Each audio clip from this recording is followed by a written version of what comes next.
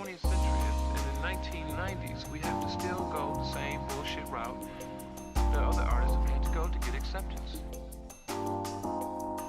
If it wasn't for the independence, if it wasn't for the small little cities and the few little ghetto guys trying to make music, it would have never happened. Some of these guys will never make a dime. Some of these guys will be poor and die alone.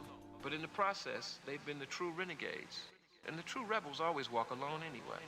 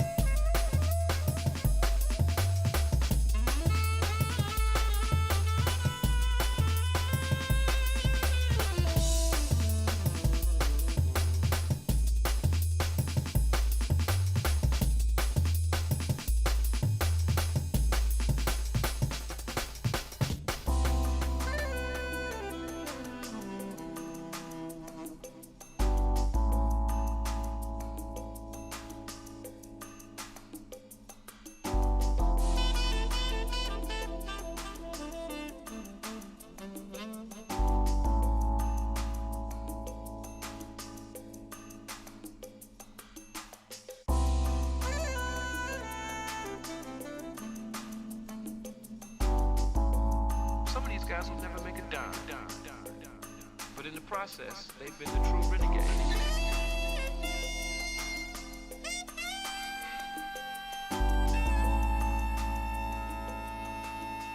And the true rebels always walk alone anyway.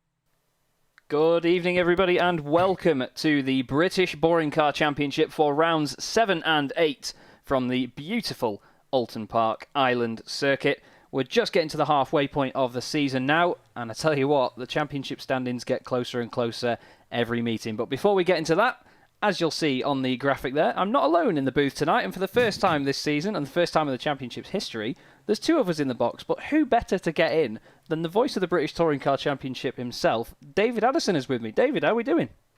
We're doing all right, Chaz, thank you. And you have to bear in mind that this is teaching an old dog a new trick. I first came to Oulton Park as a 5-year-old in 1977. We didn't have more than 3 television channels. We certainly didn't have virtual racing.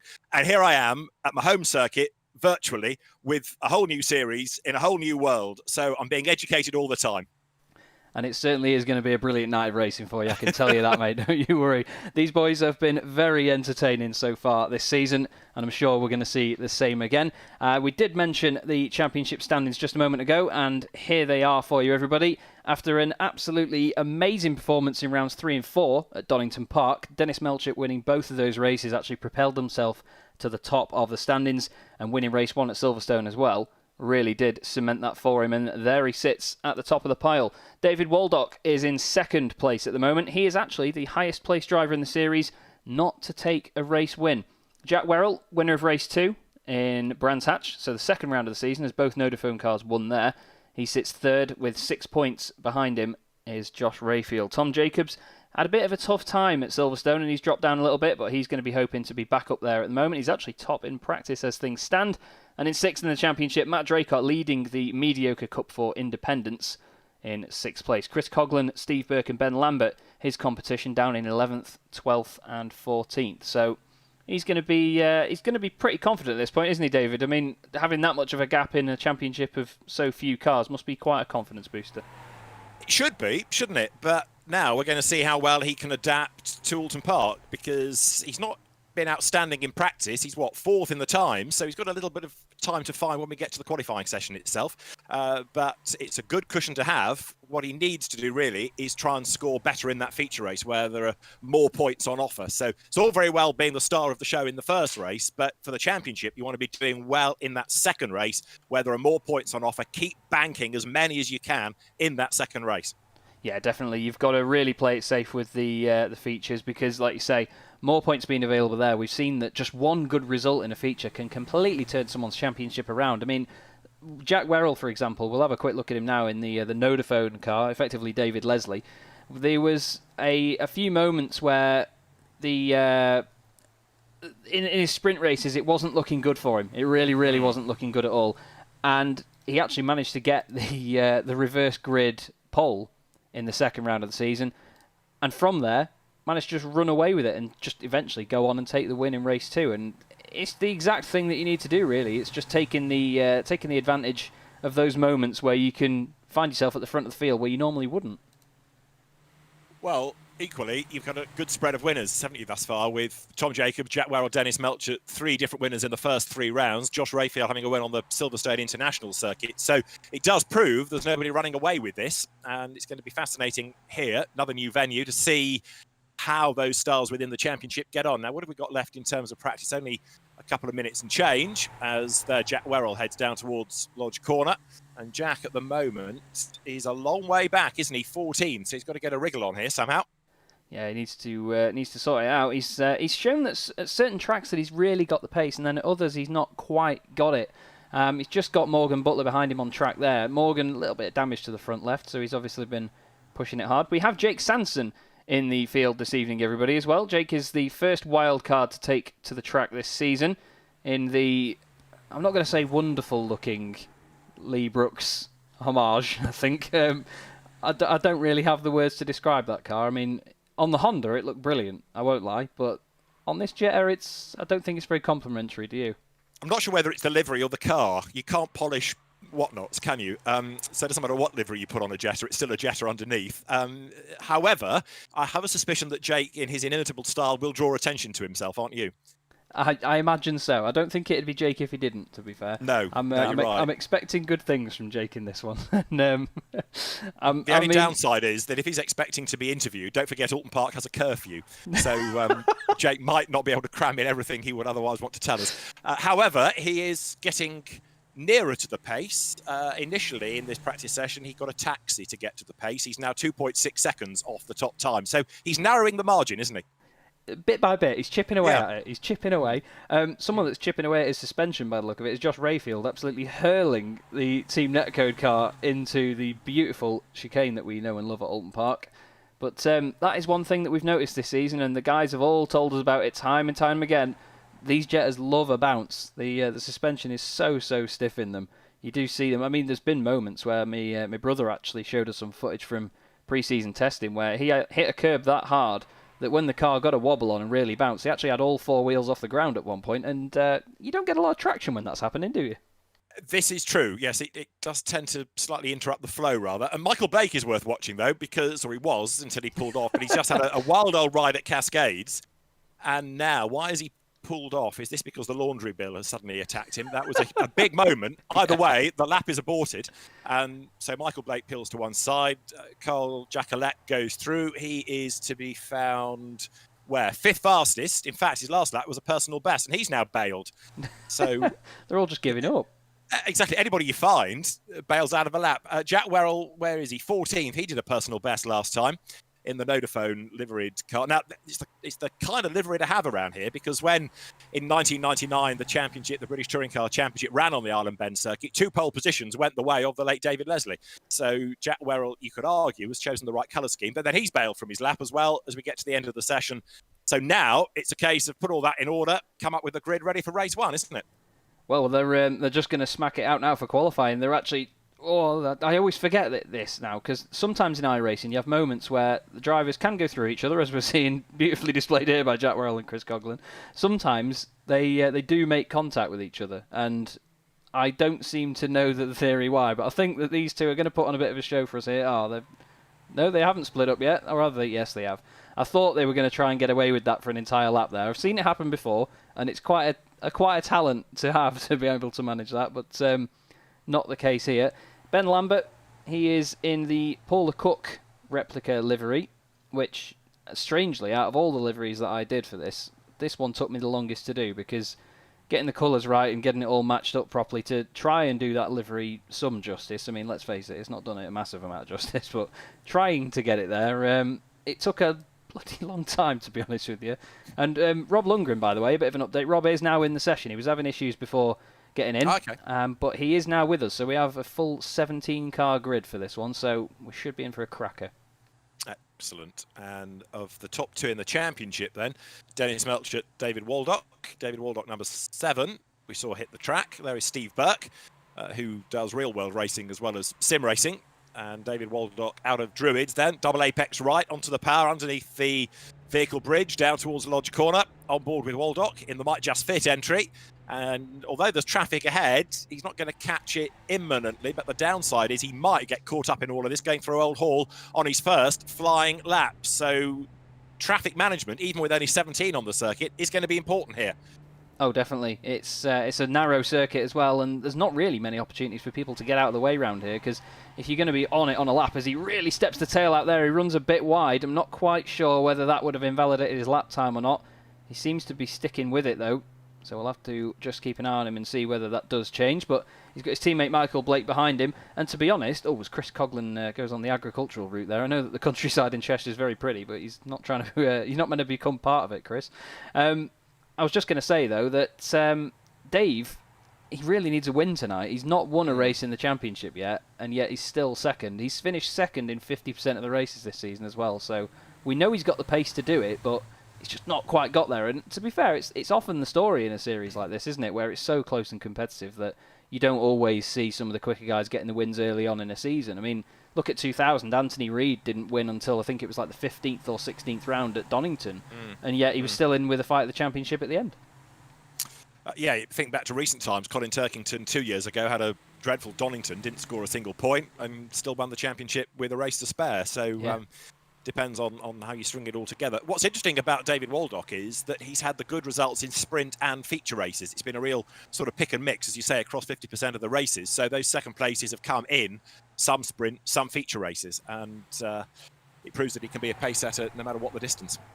And it's quite the opposite story, unfortunately, for his teammate Michael Blake, who has finished in the top 5 in every sprint race so far this season, but bad luck and incidents has meant that he's only mustered a 9th place in one feature race and had a DNF in all of the others.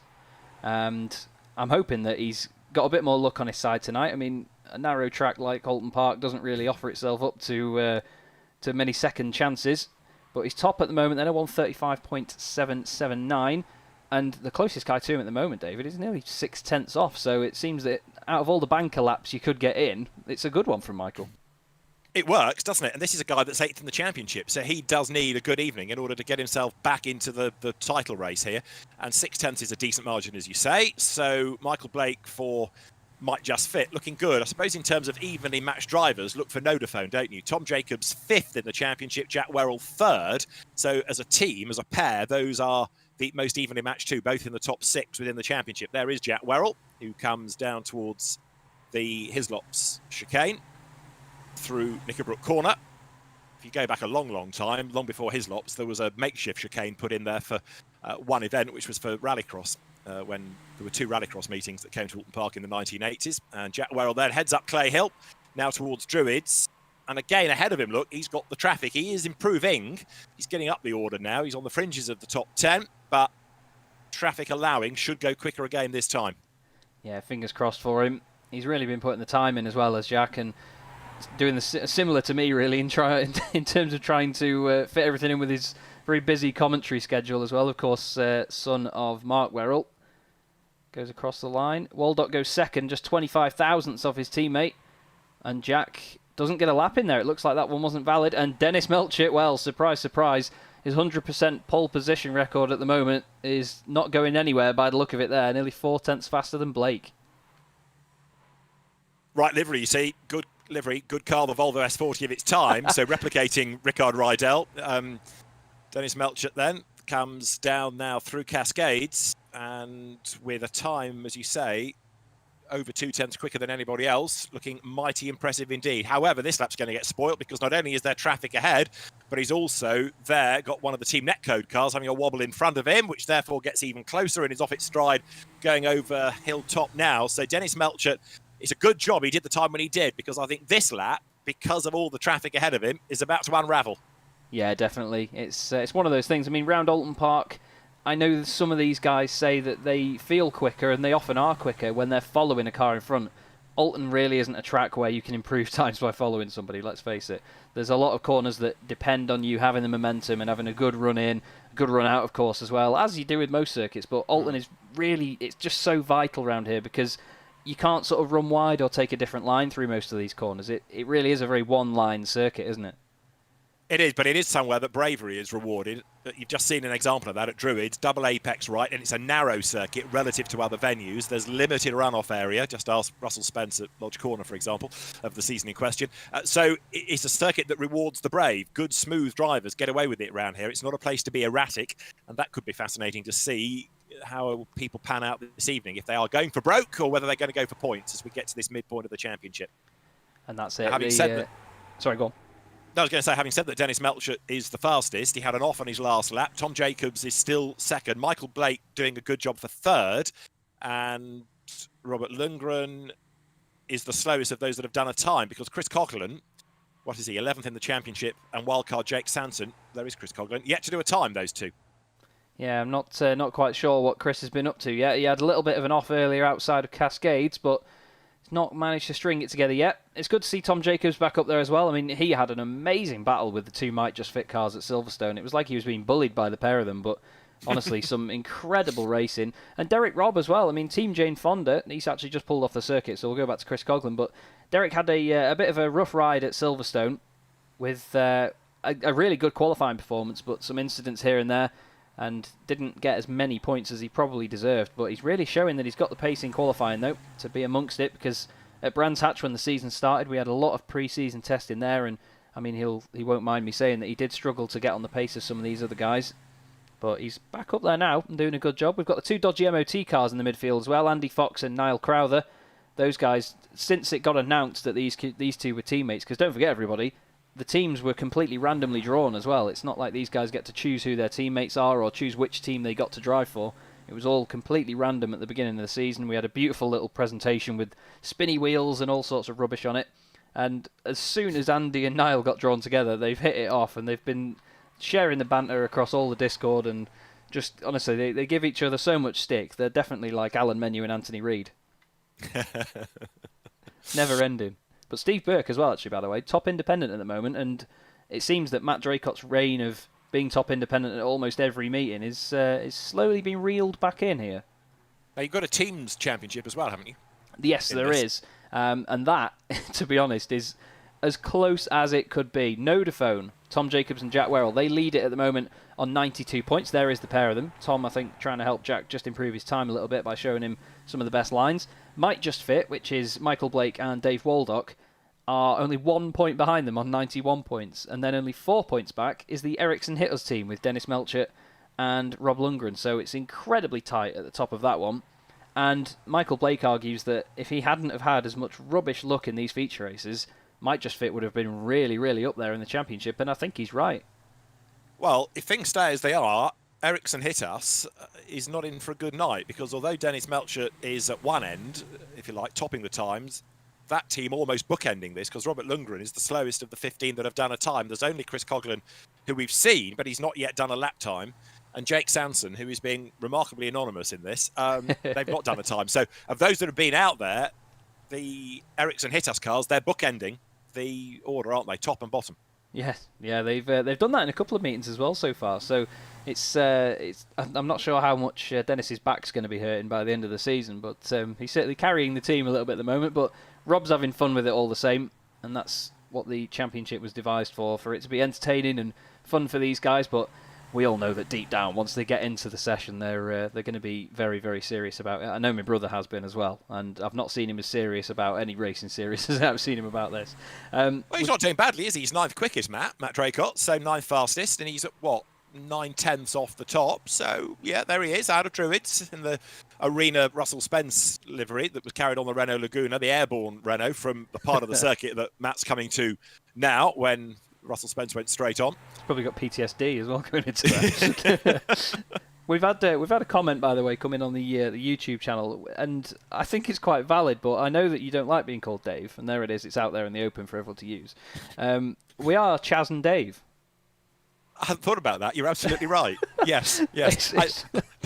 And that you see, I know my place. I'm subservient in this double act, clearly, to Chaz. So it's fine by me, as long as you don't stop playing the piano or singing. Yeah. Oh, don't worry. I'm not going to be going down that. Rapid Scorpions just said in the YouTube chat for Jake that sponsor should really read "put a sock in it."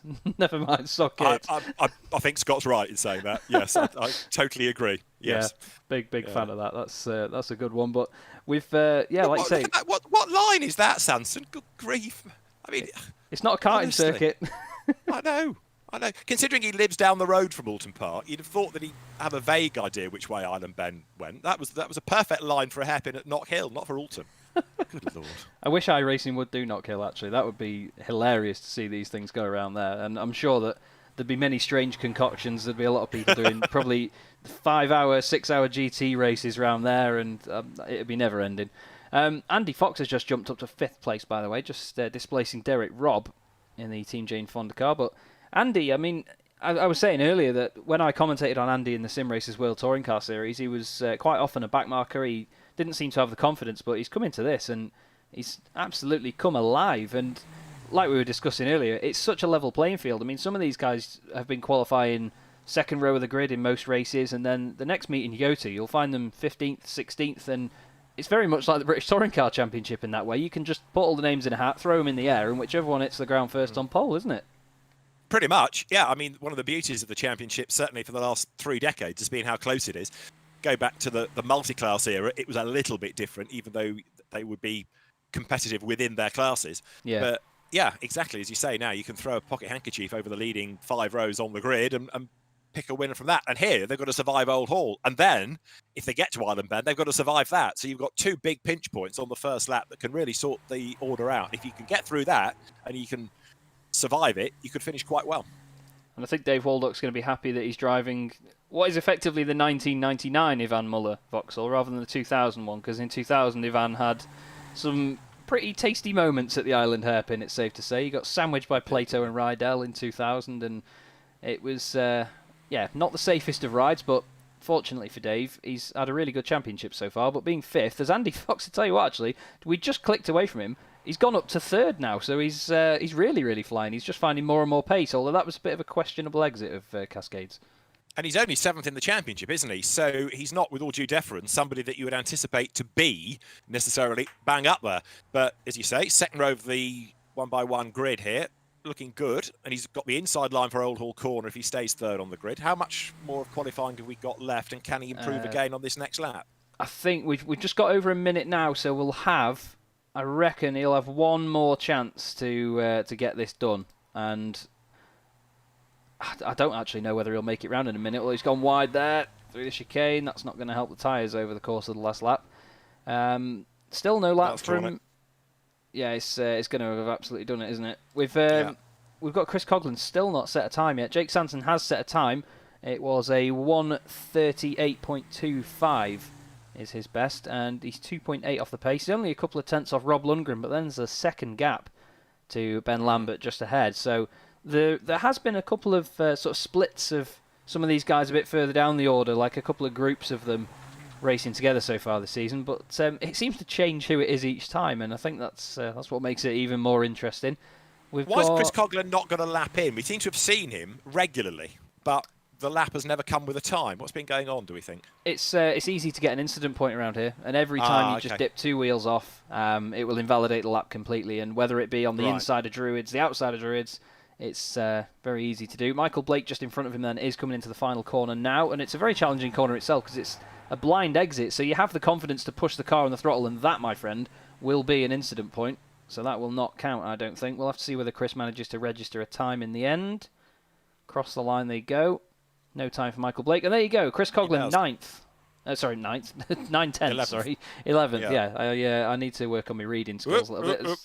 Michael Blake chucked it all away, coming out of Old Hall after the flag. So 4th he is, and spins coming after the checkered flag through Old Hall Corner.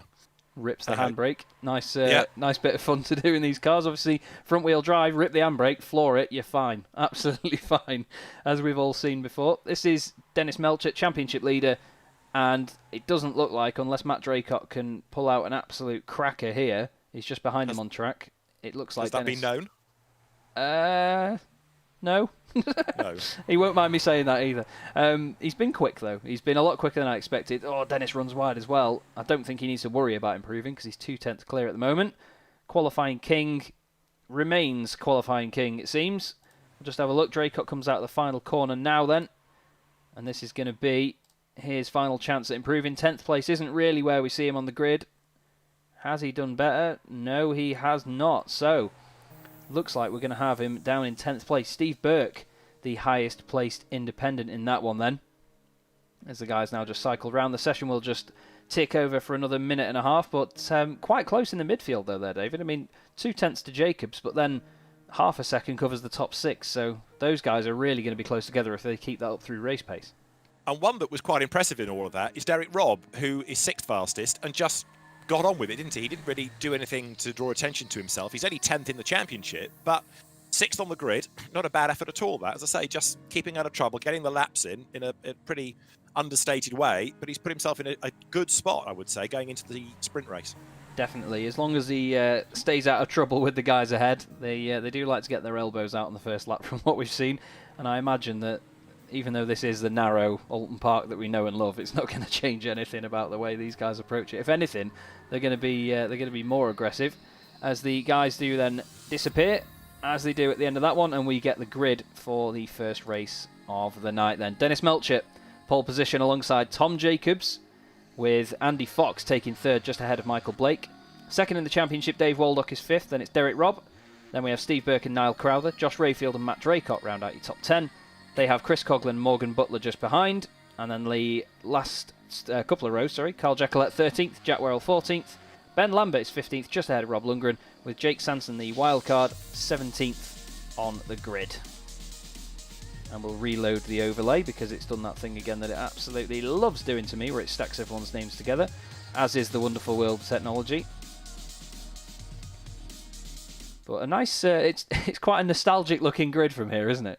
I was just about to say that. It takes me back not only the look, but also having to use words like sprint race and feature race. That's a long time ago nowadays in BTCC parlance. But yeah, for a few seasons. We also had that period of the one-shot showdown, the single lap qualifying session as well that Super Touring brought in. But we're nearly ready to go, Chaz.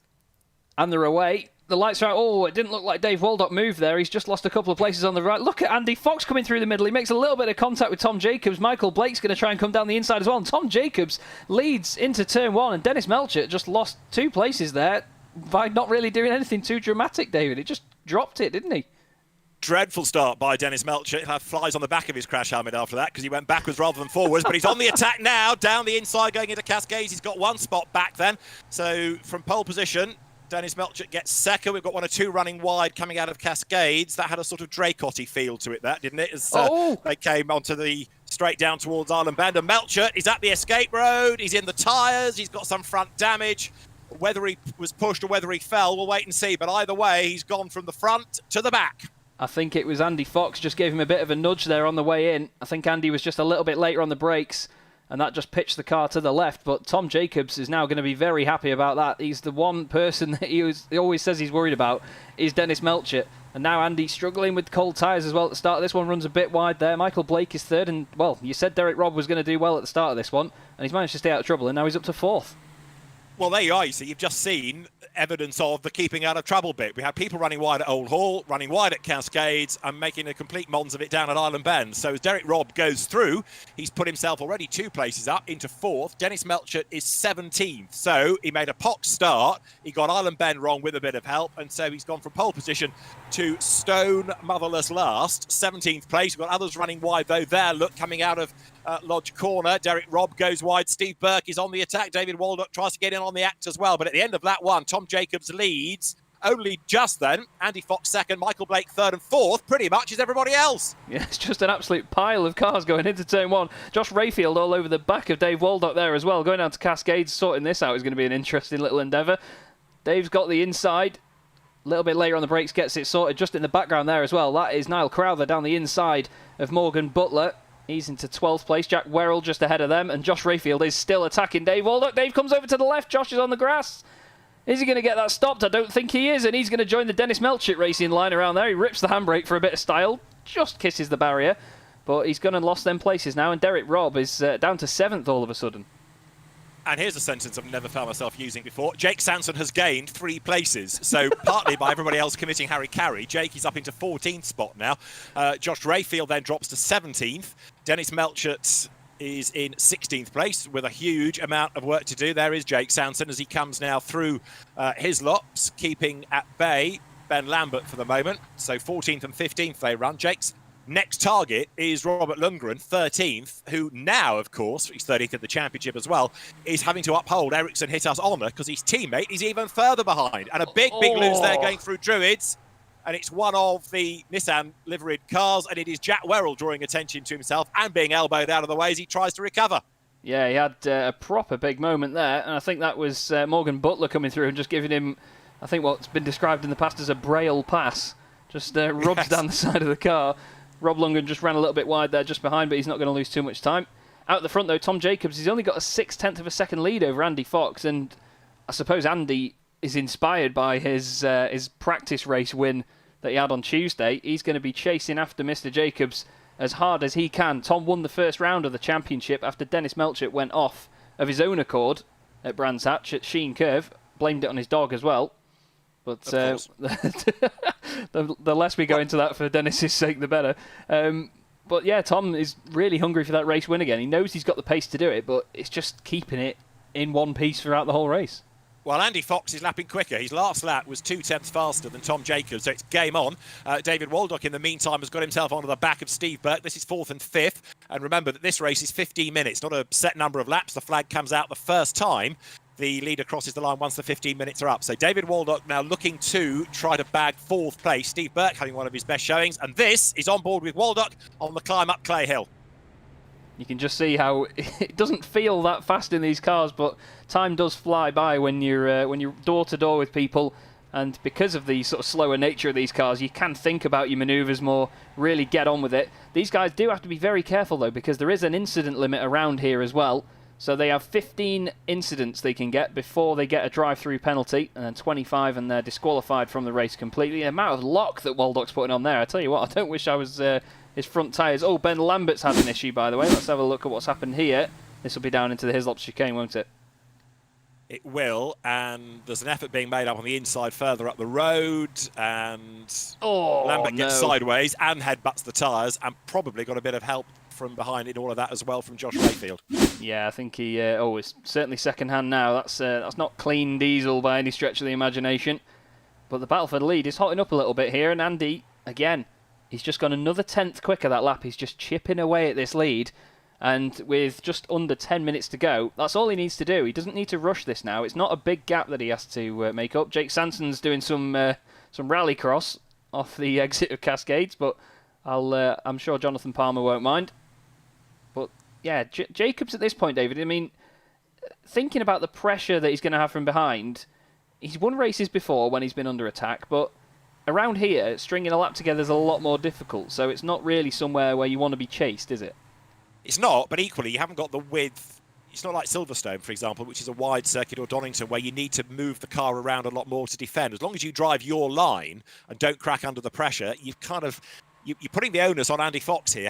It's up to him to find a way through. He's got to be the clever one. He's got to try and prise open the door. And his best chance of that is to get a mistake out of Tom Jacobs. So if Tom can just drive his race, concentrate on the right lines, right braking points, right gears, he should be okay. And although for the last 2 laps he's been losing time against Andy Fox, on this lap, to the eye, I would say he's a little bit further ahead as they come over the timing line now. So on that lap, let's just see. Yes, he has managed to pull back just over 3:10, so he's upping his game once more. Tom Jacobs now saying, right, you've had your fun, I'm going to win this race, watch me. And he's away. He's checked out now.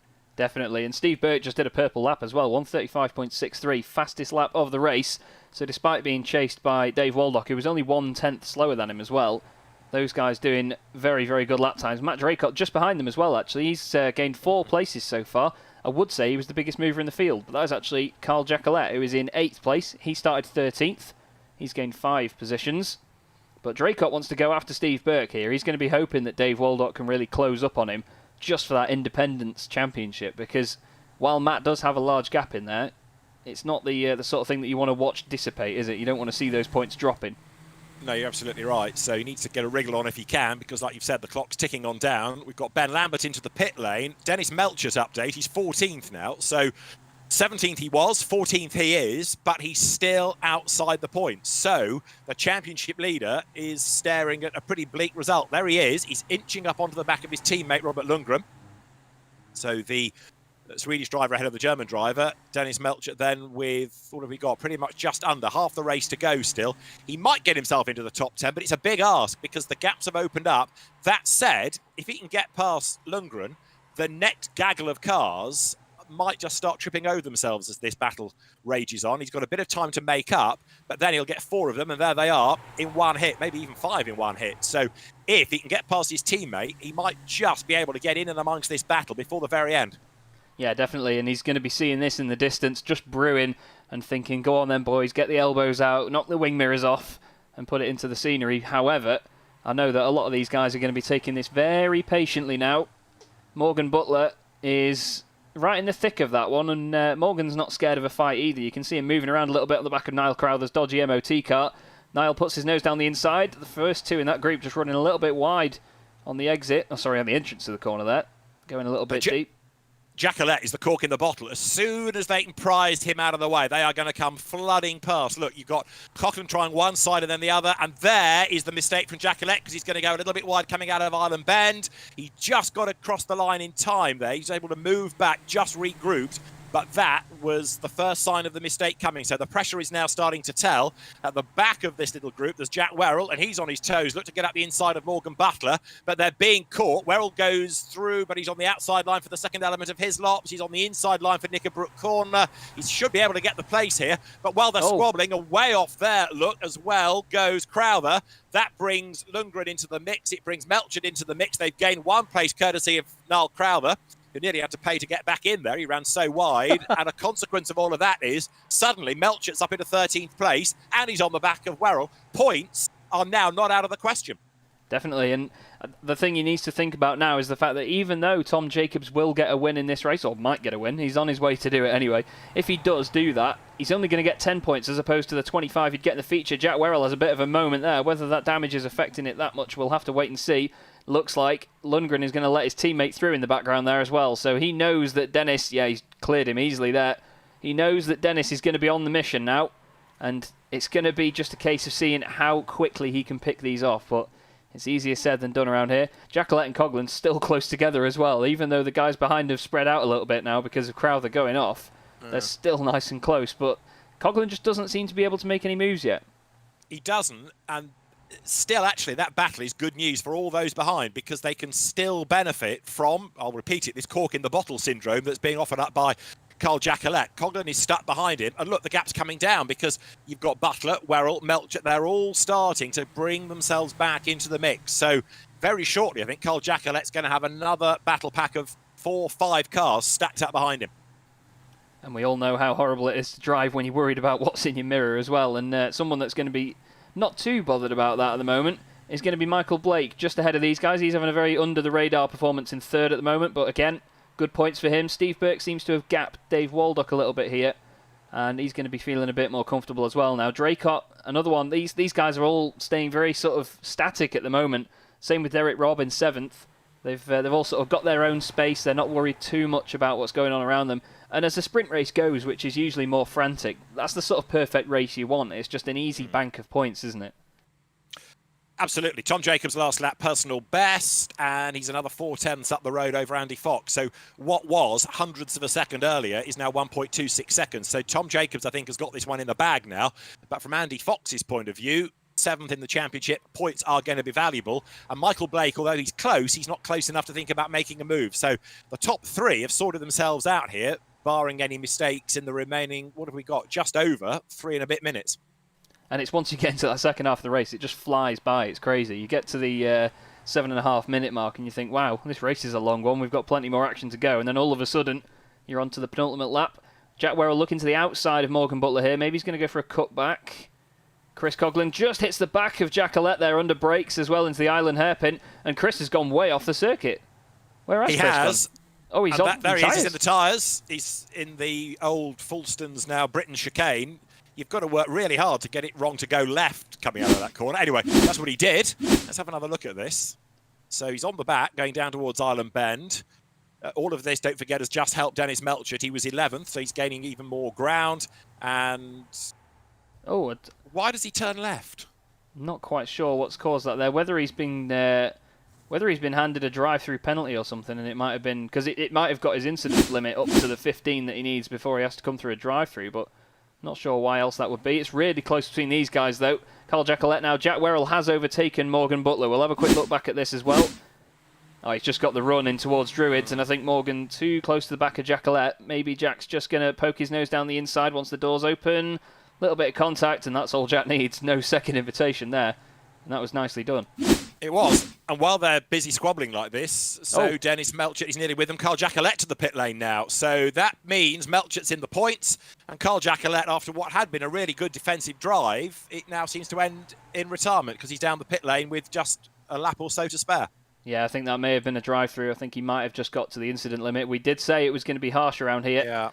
Yeah. This is also kicking off. Waldock's managed to get alongside Steve Burke, but still not enough to get through. And I think Steve is channeling all of his Brit car experience here to keep this one behind. Normally in endurance racing, you wouldn't have to worry too much about defending too hard, but he's managed to turn this into a very, very good defensive drive against one of the top guys in the championship, who, of course, now, thinking that Melchett won't get many points out of this, he wants as many as he can get to close that gap. And he's going the right way about it, but as you rightly say, he could do with a few more out of it. There's certainly one more place up for grabs here before the very end. So they climb Clay Hill now, heading up towards Druids. You've got to be mighty brave to make a move there, but David Waldock is trying to force the mistake out of Steve Burke. Can he force him to go deep into the corner? David Waldock takes the title line for the first part. There might have been a bit of a brush between the two of them, and actually Steve Burke comes out of the corner just slightly further ahead by another length or so, doesn't he? Yeah, he actually benefited from the contact a little bit there. There was a tiny, tiny touch. We've got Josh Rayfield as well, just closing up on Niall Crowther further down. Josh, I'm sure, will try and get that move done sooner rather than later. He never shies away from a fight. But Tom Jacobs is now on what will be the last lap of this race. And the number 5 Nodaphone machine looking very calm and controlled at the moment. Andy Fox is doing a cracking job as well in second. So he's got plenty of points coming his way. Same with Michael Blake. But you never know, mistakes can happen. And Jacobs, another personal best lap last time. So he's perhaps the best way to make sure he doesn't make mistakes is to keep doing qualifying laps. He's still pushing all the way through this race. Andy Fox second, Michael Blake third. Big gap back to the Burt Waldock battle for fourth, and Matt Draycott doing a really good job for sixth place. But Tom Jacobs, winner of the opening race on the Grand Prix circuit at Brands Hatch. And here you come to another real driver's circuit, and he looks like he's on target for a win by well over a second and a half, maybe over 2 seconds. We'll see how he treats the pace on this last lap, but it has been a very impressive drive. Kept out of trouble on the first lap and has built that lead, maintained the gap ever since. Yeah, he just did a really, really nice job on the start. He saw Melchett had a bit of a bog down off the line, and I tell you what, he was very lucky as well. If we think back to it, Andy Fox was very close to making contact with that the left rear corner, I should say, of Tom's car. And we know that these cars do like a bit of a jump around when they wheel bang, so I think they both got very lucky to get away with that, and they're going to have good results from it all the same. But into the final corner, though, David, it's been a beautiful, beautiful drive, hasn't it?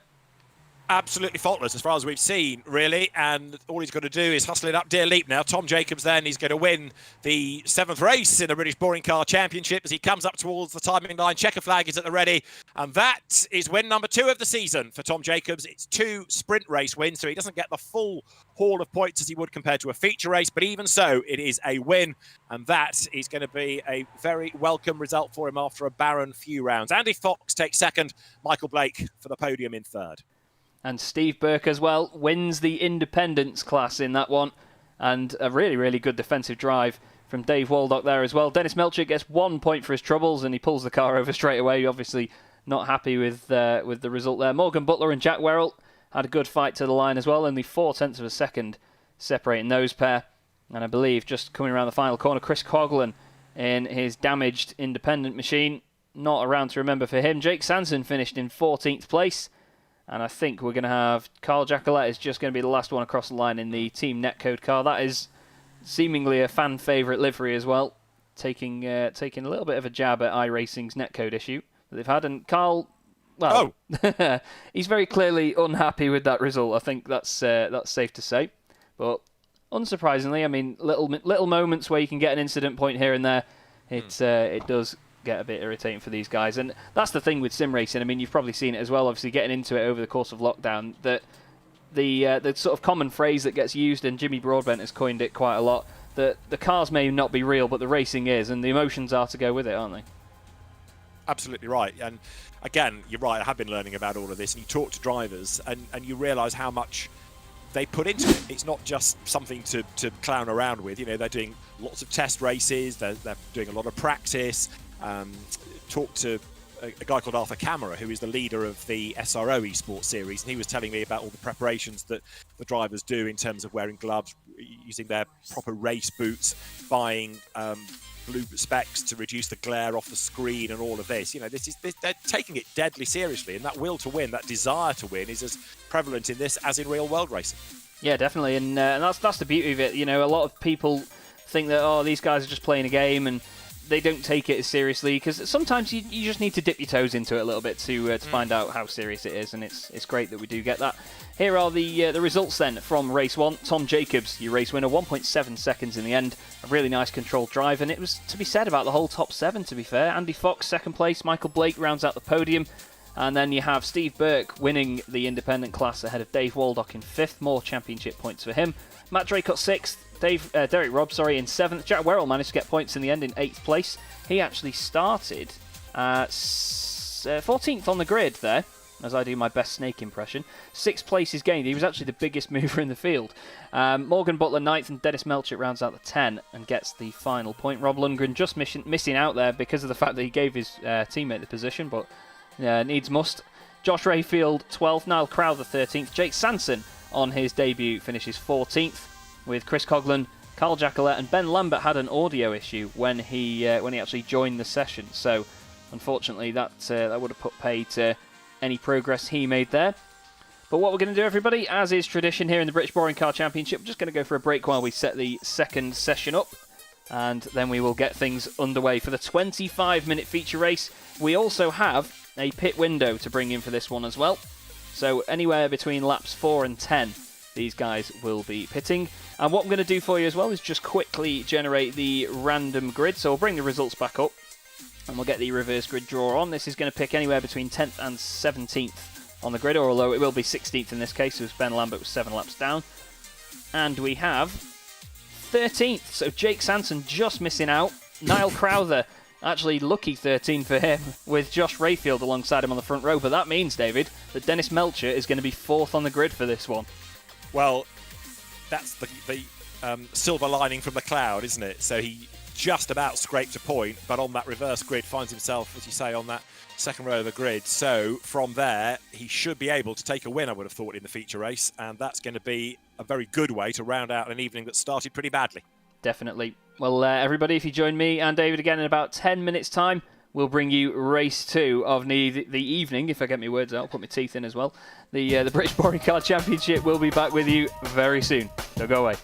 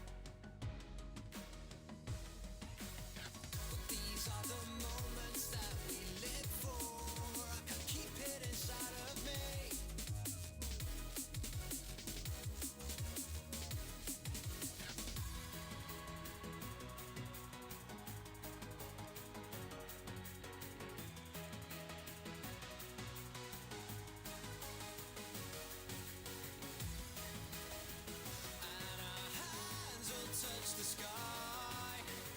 Tonight we're coming alive.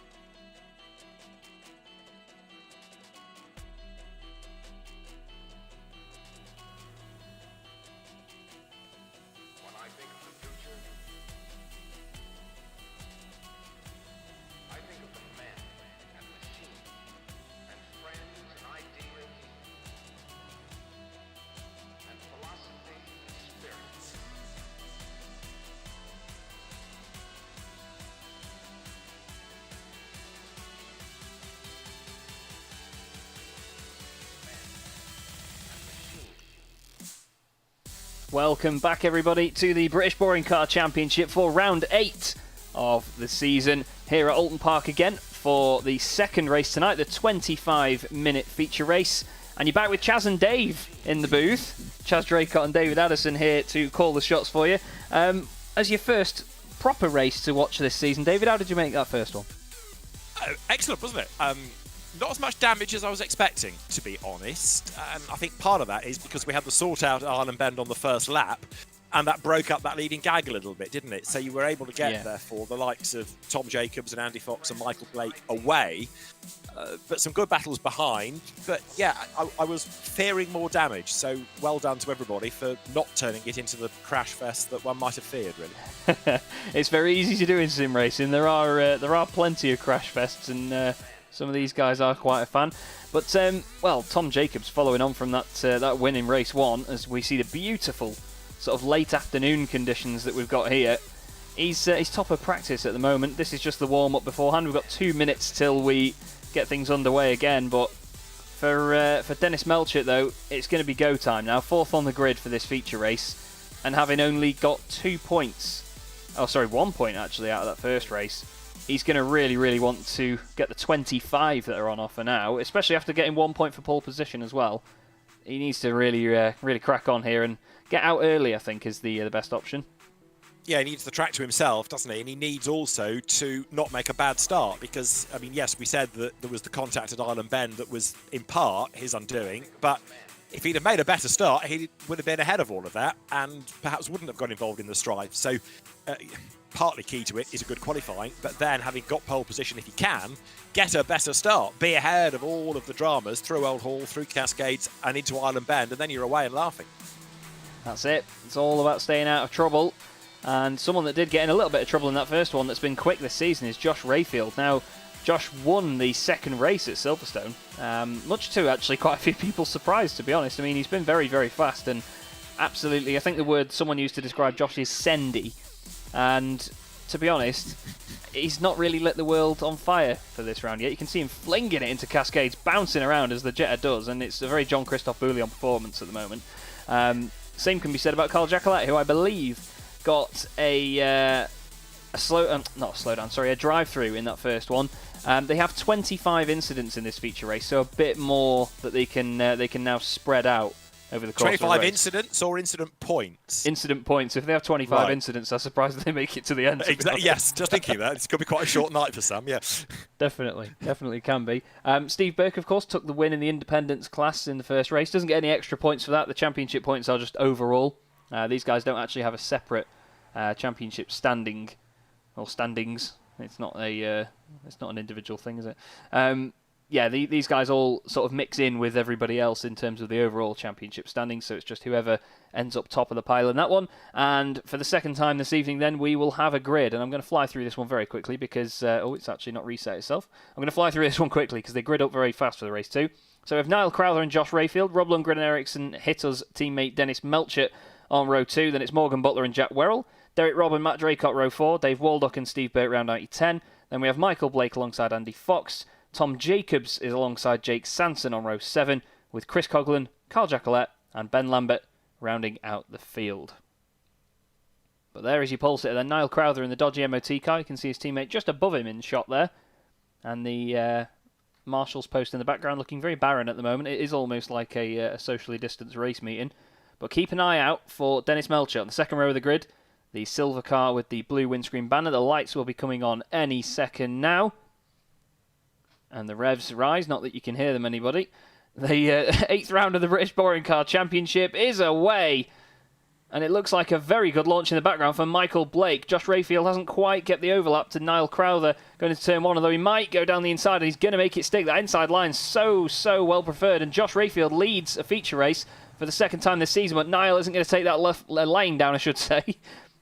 Still side by side down to Cascades. Dennis Melchett puts his nose up the inside as well. And, well, we said he had to get on with it, David, and he really is. He's done exactly the right thing at Cascades, and way out wide goes Rayfield. So Dennis Melchett 1 up for second. He's about to get the race lead, although Rayfield keeps his foot nailed to the boards, bounces back onto the circuit, but he's down into second place and off the road. There goes Lundgren.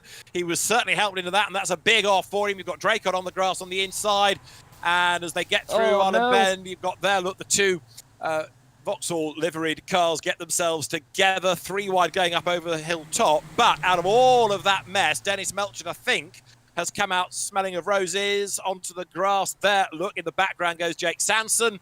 Amazingly enough, they've all survived, but the order is very jumbled indeed, and there's more mayhem now going down towards Hislops. Oh, there was a bit of a nudge there. I think Carl Jacqueline got into the back of Andy Fox, and as they crossed back over, there was even more contact again. Rob Lundgren's had another hit, and he's in the wall. It's a torrid first lap, and, well, they're bookending it again, David. I mean, first and last. Absolutely. It's a talent, so isn't this it? time, well, I don't know how they do it. It's a proper team effort, this, isn't it? You get one at the front, one at the back. Trouble is that Rob Lundgren's car now is very battle-scarred. There's another off coming there. Look, that's Steve Burke coming out of Druids. So surviving the first lap in the feature race, arguably tougher than it was in the sprint race. This is where all the mayhem is coming. Steve Burke's determined to have another moment. Look, there it is. He runs wide. Lets Matt Draycott get past him, and it won't just be Draycott, I think, because Derek Robb comes up to have a sniff as well over the timing line. Melchett leads at the end of lap 1. Rayfield is second. Morgan Butler third. Fourth is Werrell. Fifth is Crowther. Sixth is Robb. And where is in all of that Steve Burke? He's ninth, and it might be even worse in a moment as they round Old Hall. There's so many cars with damage on them. I mean, the front left of Matt Draycott's car's had a bit of a ding. Same with Steve Burke. Tom Jacobs, the whole left-hand side of his car is absolutely battered. But we saw quite a lot of action down into the hairpin. And I mentioned the Muller and Plato Vauxhall incident at the Island hairpin before. And Waldock and Blake did a good job of reenacting it. But Blake, to be fair to him, still in 8th place here, putting the pressure on Draycott. So he hasn't lost too much from it. It just shows how sort of further towards the front that was compared to where I thought. We've got Jacobs and Steve Burke there. Both previous teammates of mine in a sim racing team, and I know that no matter how well you get on with these guys, you still want to race them fiercely. Tom's car actually looks like it's crabbing quite a bit. It looks like he's got a bit of lock onto the right. We'll go on board just as he comes out of the chicane, but going up the hill, I don't think this is going to be a steering wheel that's pointing straight here, David. It's certainly got damage. Let's have a look. There's a lot of effort being put in, and there's a bit of understeer as well, look, because for all of the lot that was applied, it then washed him out to the left-hand side of the road. That said, though, he's keeping good pace, isn't he, against Steve Burke as they make the climb. So Tom Jacobs here, the man, don't forget, that won the first race, won the sprint race of the night, gets into the back of Burke as they bounce through Druids, absolutely nose to tail. Actually, Tom Jacobs looks like, damage notwithstanding, he's got the pace. He lines up for a go on the inside line, but he's going to have to brake desperately late as they get towards Lodge Corner. And by the time he thinks about it, the door closes in his face. So he's not losing too much time, even if that car isn't 100% straight anymore. Indeed, he's managing to wrestle it around. Michael Blake has just had the better of the better Draycott, as he's known. Matt losing a little bit into Old Hall there. The corner, just every time the car gets into a corner, the back end does just step out slightly. But Dennis Melchett at the moment, he's only got 6/10 of a second lead as wow. Jack Werrell there taking the very agricultural route around Cascades. But as we saw in race 1, we've had a real split of the top 7 getting away here. Morgan Butler third place at the moment going into the hairpin. Oh, Niall Crowther has a right moment. Loses it on the grass. Manages not to lose too much time from it. Derek Robb wants to have a go, but somehow Niall comes out of that in the same position he went in. And Jack Werrell's impressive in this. He didn't have a brilliant sprint race, but he's rising to the occasion in the feature, isn't he? Bearing in mind we've got pit stops to come. There, look, Crowther having a bit of a wobble under braking as well. But Jack Werrell, who has been a winner this season in the equivalent race on the Brands Hatch Grand Prix circuit, the feature race there, working his way nicely up the order. Now, next target is Morgan Butler. So Jack for the podium, the notional podium here, is a real possibility. Definitely is. And as the pit stops start, don't forget we have the pit window laps 4 to 10. So they cannot pit at the end of lap 3. It has to be at the end of lap 4 onwards. And they cannot pit any later than the end of lap 10. However, these guys have had a bit of a theme of all trying to do the undercut. And it's not really an undercut if everybody comes in at the first opportunity. We've had guys pitting in lap 1 before now, hence the pit window. There is the very battered Tom Jacobs, Leroy Aiello, Nissan, and Chris Coughlin. Matt Neal, giant killer as he was in 1999, trying to climb all over him, and wow, look at that car. It's like a drifting competition as he actually genuinely drifts into Coughlin. He's going to get some great style points for it, but that's not a healthy car. Oh, it nearly runs out of room. Coughlin, that car just shimmies around. It was almost salsa dancing through turn 1, and Andy Fox is probably laughing his head off all the way to the bank, or at least to Cascades, before he has to figure out what he's going to try and do to make a move. But that's another car that just doesn't look like it's quite handling exactly how they want. And like you said, David, survival of the fittest, I think, is probably the best way to describe how to get through a boring car championship feature race. Well, it seems to be at the moment, although I'm surprised actually there wasn't more grief between the two at Old Hall Corner. Coughlin and Jacobs, I thought, were going to come together significantly. They got away with that. And actually, Andy Fox might be laughing about it, but he's not quite close enough to benefit. So even if they do get silly, he's not quite close enough yet. He might just be able to keep out of trouble and let them go off the road, but he's not there yet to capitalise upon that as they come now into Knickerbrook. Now the climb up Clay Hill. Melchett leading, by the way, from Josh Rayfield in second place. So Dennis Melchett, 3 places gained. You've got Morgan Butler third, coming under renewed attack from Jack Werrell. Crowther is down to 5th and Derek Robb 6th. And then the line for 7 stretches on. Blake, Draycott, Burt, Jacobs to round out the top 10. And it's all so close as well, because Blake is still coming under attack a little bit here from Matt Draycott. So he's not taking it lying down, but it's just that little bit of pressure. Michael wants a good finish in a feature race for once. Jack Werrell is coming the pits here. He's the first guy to show his hand. And Matt Draycott in as well. Same with Steve Burke, Tom Jacobs. He wants that damage repaired. Now, these guys get what is known in iRacing as a fast repair as well, if I've remembered to put it on. The car should just instantly, there it goes, ding, the panel comes out the side, everything gets repaired instantly. They just give a completely new chance to get a tasty, fresh Volkswagen Jetta. And Jack Werrell, well, he's in first, and you can see them all just darting out as well at the same time. We will show the pit stops on the left-hand side, everybody, so you can see. Jack Werrell now, the top car that has pitted. I mean, you didn't need that to know that. However, Matt Draycott still top independent of the guys that's pitted. Chris Coughlin, 7th on the road, but theoretically he's going to drop down when he comes in. The gap for the lead, by the way, has really dropped down here. I think Dennis Melchett's had a bit of an issue on this lap, and Josh Rayfield, well, I mean, we'll go on the gearbox cam. He is all over him in the team netcode machine. And his last lap, Josh Rayfield's last lap, equalled Dennis Melchett to the 100th. So I think it's in part Josh upping his pace as much as Dennis having had a drama there. But Josh Rayfield then, Silverstone winner, again in the equivalent race, in the feature race, is now definitely taking the battle to Dennis Melchett. And of course, if these two start squabbling, they are going to lose time relative to the best of the stoppers, namely Jack Werrell. It's his pace now against these two. We need to be monitoring at the end of the next lap, his first flying lap. But as they come now with, nearly 8 minutes on the clock through Lodge Corner, Melchett is under real attack, isn't he now? Because right there on his tail is Rayfield. And then for third is Morgan Butler. Into the pit lane comes Crowther. Into the pit lane comes Robb as the leaders again dive down towards Old Hall. And Josh almost had all 4 wheels off the ground through Old Hall then. I mean, it's pretty easy to hook the inside wheels on the curb and then have it launch you around the corner. But wow, that was some commitment. He chucks it into Cascades as well. He's really throwing everything at this, is Josh. I don't feel... I don't want to be his tyres, honestly. We've got a bit of a blink there from Jack Werrell in and out, but he is still in there as the top guy that has pitted at the moment. We're having a bit of a blink from all of them as things stand, actually. Sorry about that. Not quite sure what is going on with Jack's internet there. Niall Crowther comes out of the pit lane. Crowther is just following on from him, and he's just not made it there, David. He's just slotted in into, theoretically, second place. Yeah, so Jack Werrell is still the leading stopper. Niall Crowther behind him then. So these two we need to keep an eye to relative to Dennis Melchett. This lap for Jack Werrell is going to be interesting to see what the pace is, what the lap time is relative to Dennis, who's now got to defend from Josh Rayfield. And there they are, look, this is for the race lead, and they're just delaying themselves. So arguably they're helping Werrell get back into the mix here. If this were after the pit stops, as Rayfield tries to go right round the outside at Druids, you can understand it. But before the stops, not sure it's entirely necessary. Josh will go ahead, and that was brave stuff round the outside at Druids. You do not do that and get away with it very often. So well done to the testicularly enhanced Josh Rayfield for trying that. It has worked for him, and he will lead heading towards Deer Leap, but he's going to lead into the pits, in fact. Yeah, and Dennis, he thought he was going with him then, and Morgan Butler goes in as well. But yeah, testicular fortitude there from Josh Rayfield. I mean, he did the same, actually. It's in the first race of the season. He went round the outside of Hawthorns at Brands Hatch Grand Prix circuit, and we all know that you've got to be absolutely insane to do that as well, because going around the outside of anybody there is scary, and he was door-to-door with Derek Robb, and he made it work there. But this is Jack Werrell now, who we have seen is the highest placed driver that has stopped. Some of the guys in the pit lane, Michael Blake has come in as well. Rayfield and Morgan Butler are both moving, and Josh Rayfield's pretty much already on the exit, and I don't think Werrell's going to get there in time. And again, it's worked. Jake Sanson at the bottom of the shot there. He's up to 5th place, but yeah, it looks like Josh Rayfield, he's got this done, and now it's going to be the important moment to see his pace compared to Dennis Melchett. Right, the best lap of the race has been Josh Rayfield's 1:35.29, and Jack Werrell on his last lap did a personal best of 36.8. So he's not lapping as quickly now as the effectual race leader did early on.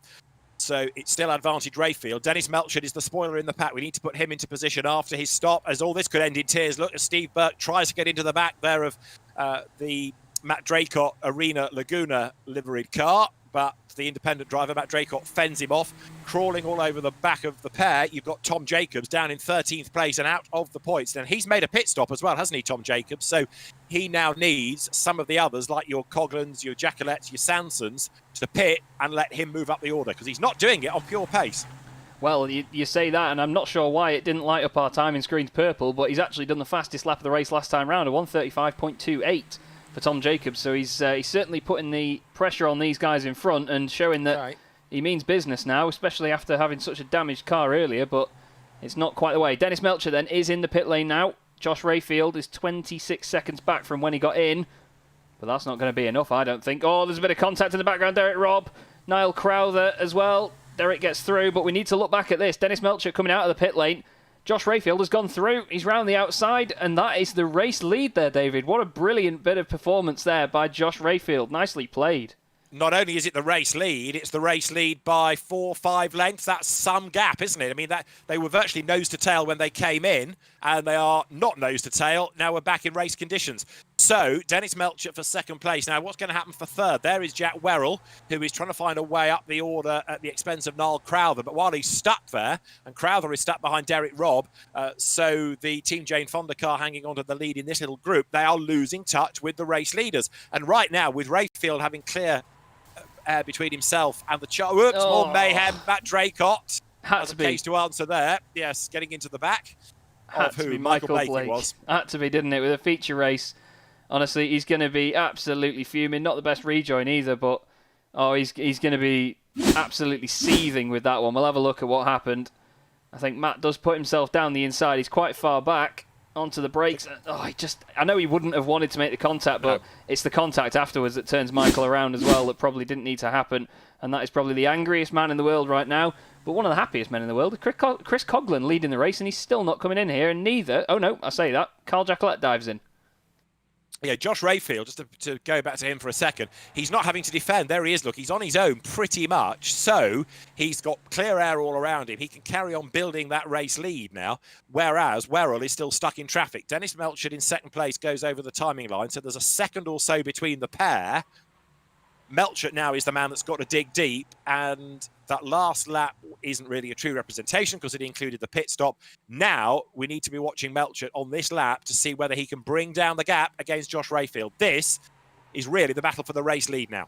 It really is, and Jack Werrell unfortunately has come back in the pit lane. Not quite sure what sort of issue he's had there, but that has put a stop to his performance in this one. Here's Matt Draycott, the top independent, provided obviously that Chris Coughlin doesn't come out in front of them, with Steve Burke and Tom Jacobs somehow just behind these guys as well. Andy Fox has had an issue. Let's have a look what's happened here.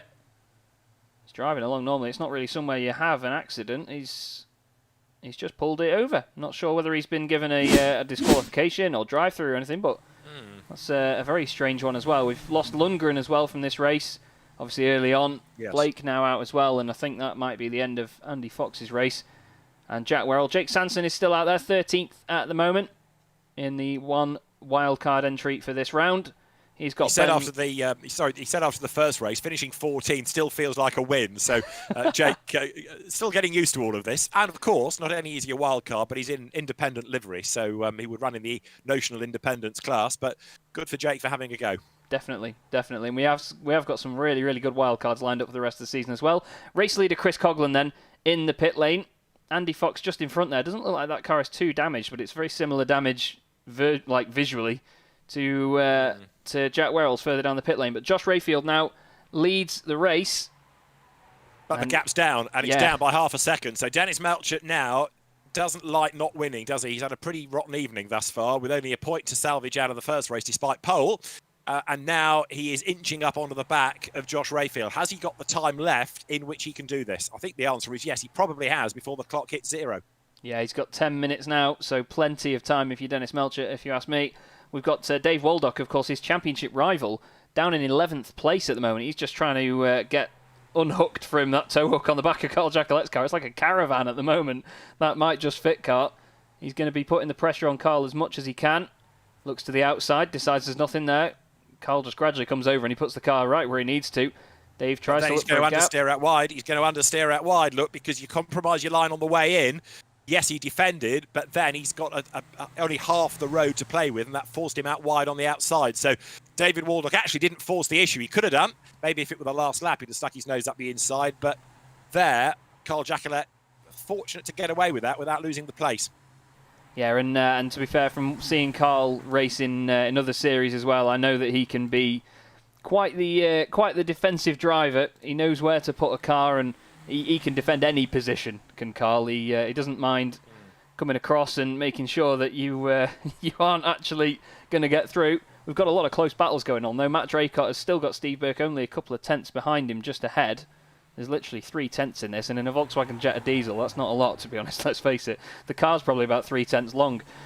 Steve Burke, though, he's still trying to put the pressure on, and this now, of course, is for the independent win. Apparently, Andy Fox's car just blew up as well. His engine's gone, so it's a real shame. Steve chucks it wide. Oh, he's clipped the grass and somehow doesn't clip Jacobs. I imagine Tom needs to go to the dry cleaners now, as you mentioned before.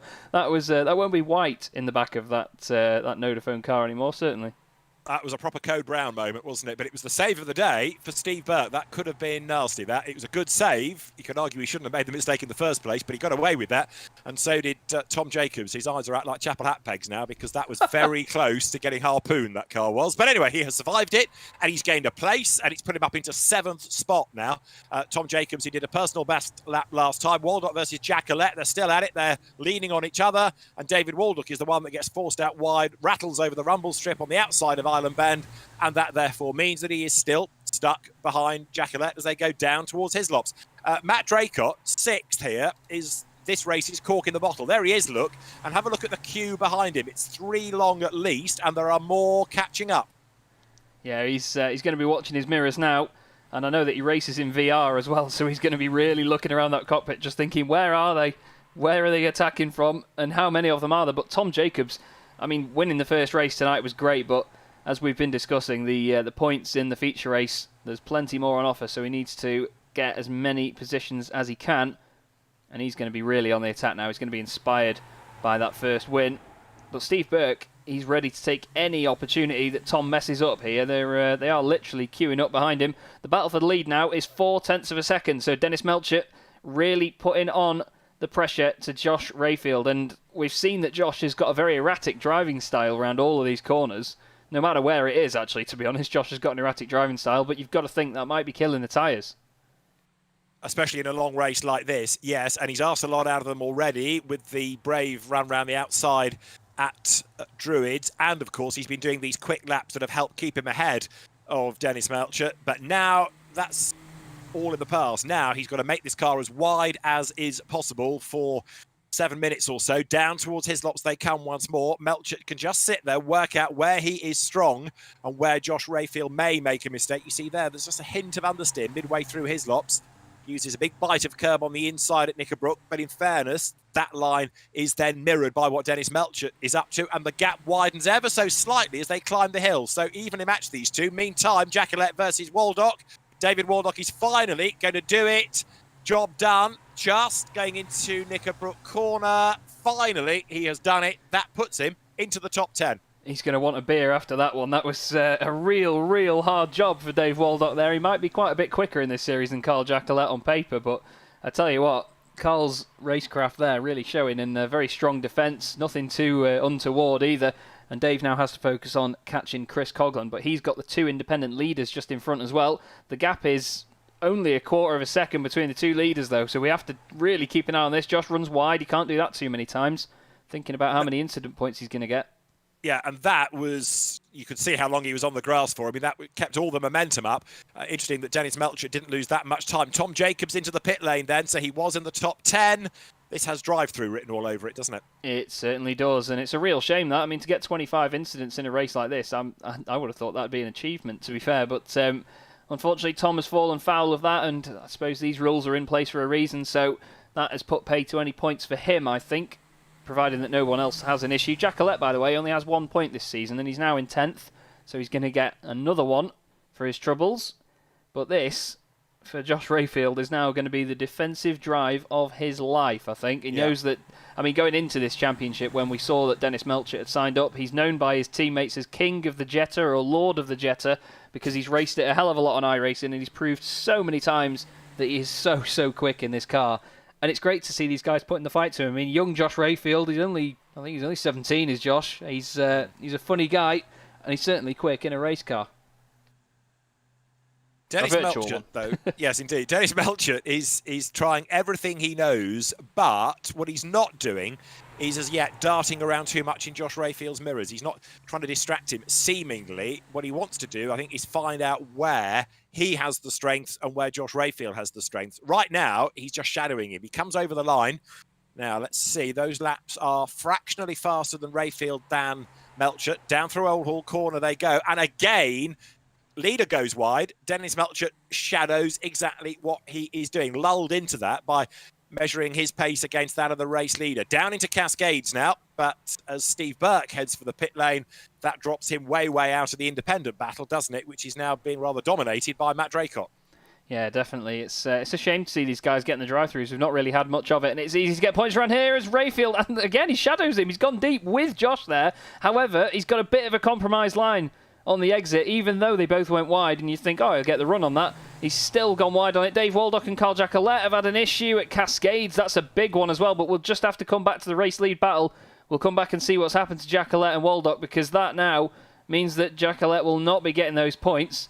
Funny note as well, Ashley Blake Hood, a teammate of Dennis Melchett, has said because Dennis is in the German army, he's used to driving tanks, so this is nothing new. Which, to be fair, it is a German bit of kit, and it probably does handle like a tank. Probably doesn't turn on the spot as well. So we'll have a look at Jackalette and Waldock. So Jackalette chasing. I think Waldock may have got a slowdown penalty, Oh, Jackalette's at the curb. Waldock goes over, and it's the tiniest touch. And the two of them are going to go in the wall hard. And that is a big hit, especially for Jackalette. Rips the front end off the car. And unfortunately, that's all it takes when you're going down to a corner like Cascades, isn't it? Just a little bit of upset, and it's completely done. Exactly. Speed building all the time to that point. Ben Lambert, who retired from the sprint race, has to get out of the way here as the pack comes swarming past him. But he had been doing all right early on. Now he's got the likes of Steve Burke, Tom Jacobs as well, getting past him after their drive-throughs. And David Waldock, who is now into the top 10 once more, recovering after his moment at Cascade. So for the race leaders then, the gap is coming down, the clock is ticking down as well, and Rayfield again is off the road. Now, Dennis Melchett can't afford to be making the same mistakes that Rayfield can be making now, because he had a chance of getting the lead, did he not, here a lap ago, and couldn't take advantage of it because he was doing exactly what Rayfield did, too much speed into the corner, braking too late. Yes, apply the pressure, but he's got to be driving slightly smoother and more tidily in order to take full advantage of this, as now they come down towards his lots. There's a gap on the inside, but he's not really close enough, is he? No, he's not managed to just close that gap enough yet. I mean, the mistake from Rayfield that we saw last time round, of course, did open the door, but as he has been doing so well so far, the fact that he's mirrored him so much actually works against him in that scenario, and he compromised his line. At least he didn't go into the rear corner of Josh. It would have been very easy for him to plant the throttle and turn that Team Netcode car around, but he didn't do that. And this time round, Dennis is still chasing. You can see the amount of lock they're putting on through Druids. And with one lap to go, I'm pretty sure that Dennis is going to have to pull out something very impressive here to stop Josh taking his second feature race win in a row. Now he's close enough, look, but he needs to stay this close all the way down towards Old Hall now. The danger is that because he braked late, the car washes out a little bit. I think he has chipped away ever so slightly. As you say, a lap to go now. Chaz over the timing line down towards Old Hall. In third place behind the Morgan Butler. The gap between them then hovering around the half a second mark. There's not much to choose between the two. Rayfield goes wide. Not as wide, though, is Melchett. And a big moment there, look, from next in the queue, the Nodaphone car. But as they head downhill for the last time, both of them slide into Cascade. Melchett is trying hard, but he's not getting close enough. It needs another Rayfield error into Island Bend to bring him right back onto the tail of the leader's car. If Josh Rayfield gets this corner right, he's home and dry. He's a little bit deep into it. Melchett closes ever so slightly, but Rayfield is still ahead by a couple of lengths.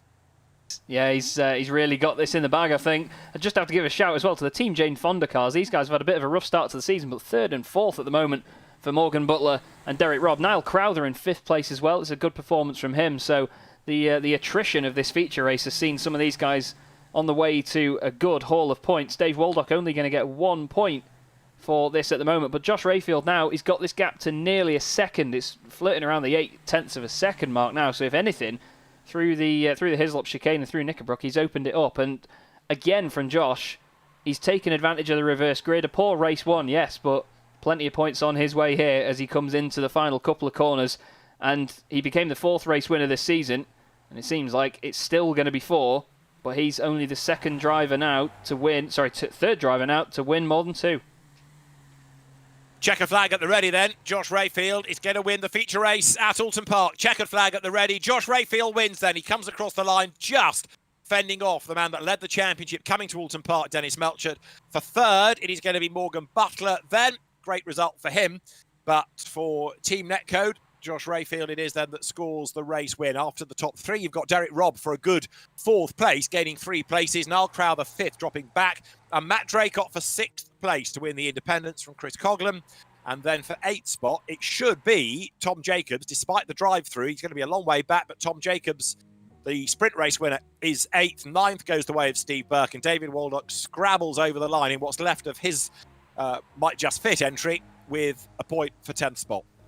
And well, the attrition was strong in that race, but I tell you what, hats off to Josh Rayfield, because at Silverstone he didn't have that much pressure coming on from behind. Jack Werrell, who we see just behind him there on track, actually finished 2nd in that race, but to have championship leader Dennis Melchett really chasing you down as hard as he was there, that was a fantastic and very sort of controlled performance from Josh Rayfield. He can be very proud of that one. Jake Sanson just crossing the line there, finishes 12th in that one, so he improves on his race 1 result, and I know that Jake's going to be very happy with that. Carl Jacquelet has already finished, and that means then that the results are official. And even though Josh is getting a bit of a shove round now from Jack Rayfield, Jack Werrell, getting them all confused now, they're not all siblings. Josh Rayfield, though, as you can see, it's even kept his little picture of his car at the bottom of the screen as well. Josh Rayfield wins half a second, less than that, to Dennis Melchett, but more big points for Dennis in a time where Dave Waldock only gets 1. Morgan Butler and Derek Robb, they're going to be very happy boys for Team Jane Fonda, 3rd and 4th. Niall Crowther 5th, he'll be happy with that. Matt Draycott, as we saw, wins the independence class in 6th, just ahead of Chris Coghlan, with Tom Jacobs managing to recover quite well, and Steve Burke as well. Seeing as those guys both had drive-through penalties, both still managed to get championship points, so very well done. Dave Waldock 10th, Ben Lambert just missing out on the points there in 11th. Jake Sanson finishing in 12th last car on the lead lap. Carl Jacquelet 1 lap down, with Jack Werrell 6 laps down. Andy Fox as well. He had an engine change actually, and he said that 31 minutes of repairs he was given by iRacing, and he was praising them because he thinks that's a really good going rate for an engine change, to be fair. Not bad at all, is it? Definitely. Gets Audi on the job, I suppose, with their gearbox changes in Le Mans. Michael Blake, unfortunately, finished 16th after that incident. Another incident in a feature race for him. I know that he's not going to be happy with that one. And then Rob Lundgren, after that incident at the start of the race, and then another one as well, coming out of Knickerbrook. That's going to be a bit of a bitter pill to swallow. But there is your race winner, Josh Rayfield, and to be honest, we're going to just skip back to the start of that one so we can then get one of these, these guys, their favourite part of the evening. We have the interviews to run through, and to be honest, he's not actually jumped up yet, but I'm just going to drag him in anyway because we need to speak to him. It's our race winner, Josh Rayfield. Josh, you must be over the moon, mate. Two feature race wins in a row now. That's pretty good going rate, that. Speechless. I have no words. Generally have no words. After race 1 again, I just thought it was just the repeat of Silverstone once again. Well, you did repeat Silverstone again in the end for the good reasons in taking the win. It was mighty close at the start though, with Dennis Melchett and Niall Crowther still putting the pressure on. I'm just looking at it now, and obviously your mistake at Cascades. How did you feel when you saw Dennis go ahead? Did you think that was going to be it and you weren't going to catch him again? Well, I knew Dennis is rapid in these cars, and I thought if I can stick with him and maybe pit a bit earlier than him, then I can get a jump on him in the stops, which I did by I think it was a second and a half. But I knew how quick he was, so I knew once he was like right behind me, I just knew I needed to like defend the whole way, and hopefully. Well, you managed to hold on to it very, very well, mate. David, any questions from you, mate? I was going to ask Josh how many sim races you've done around Oulton Park, because the way you defended was absolutely spot on. I guess because it's a bit narrower, it's always going to be hard to overtake, but you always seem to know exactly where to put the car to make sure Dennis couldn't have a go at you. Yeah, definitely. A lot of practice helps as well around Oulton, because obviously it's quite a thin track, and with off tracks around here, it's very quite hard to not get them. But being defensive on this layout is really hard to do, because if someone gets just up the inside of you, you have to let them through, because you'll just force them off the track otherwise.